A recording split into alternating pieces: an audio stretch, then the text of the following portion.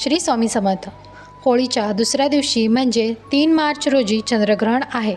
हे ग्रस्तोदित चंद्रग्रहण आहे. या दिवशी आपण कधीपासून वेद पाळायचे आहेत तर ग्रहण काळापासून 9 तास आधी आपल्याला हे सुतक पाळायचे असते. म्हणजे सकाळी सूर्योदयापासून हे वेद सर्वांनी पाळायचे आहेत असे सांगितले आहे. परंतु गर्भवती स्त्रियांनी हे वेद दुपारी 3:20 ते संध्याकाळी 6:47 हे वेद पाळावेत. तसेच ग्रस्त व्यक्ती, वृद्ध व्यक्ती, बालके यांनी या काळामध्ये वेद पाळावेत. गर्भवती स्त्रियांनी या काळात कापणे, चिरणे, खाणे, पिणे, झोपणे, भोजन करणे, स्नान करणे या सगळ्या गोष्टी वर्ज्य कराव्यात. तसेच या काळात मंत्र, स्तोत्र, इष्टदेवतांचे मंत्रजाप करावे व नामस्मरण करावे व खाण्यापिण्याच्या वस्तूमध्ये तुळशीची पाने टाकून ठेवावीत. या संबंधीचा डिटेल व्हिडिओ आपल्या चॅनलवरती आहे. खाली दिलेल्या त्रिकोणावरती क्लिक करा म्हणजे तिथे तुम्हाला सविस्तर माहिती मिळून जाईल.